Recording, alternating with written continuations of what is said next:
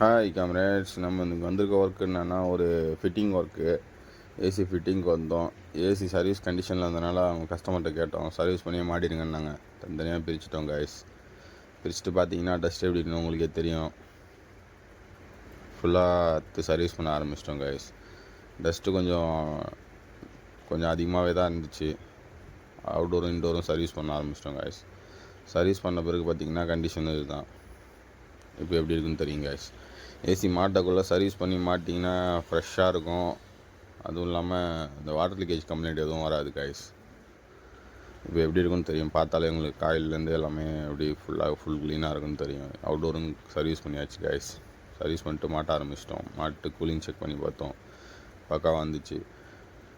அவுட்டோர்லேயும் bend எப்படி use பண்ணியிருக்கோன்னு பார்த்தீங்கன்னா தெரியும் கைஸ். கரெக்டாக பைப்பு இருந்ததை கொஞ்சம் ஓரளவுக்கு பெண்டாகாத மாதிரி போட்டு கரெக்டாக மாட்டிட்டோம் கைஸ். இன்னொரு விஷயம் என்னென்னா கைஸ், கம்பெனிக்காரங்க ஏன் இப்படி கனெக்ஷன் கொடுக்குறாங்கன்னு தெரில. நம்ம அதை மாற்றி கொடுத்துருக்கோம் கைஸ். ஏற்கனவே இந்த கனெக்ஷன் பார்த்திங்கன்னா இந்த மாதிரி தான் இருந்திருக்கும். அதையும் உங்களுக்கு காட்டுறேன் பாருங்கள் கைஸ். ரெட் சம்மந்தமே இல்லாமல் நியூட்ரலில் இருக்குது, நியூட்ரல் சம்மந்தமே இல்லாமல் லைனில் இருக்குது. ஏன் இந்த மாதிரி கொடுக்குறாங்கன்னு எனக்கு புரிய மாட்டேங்குது கைஸ்.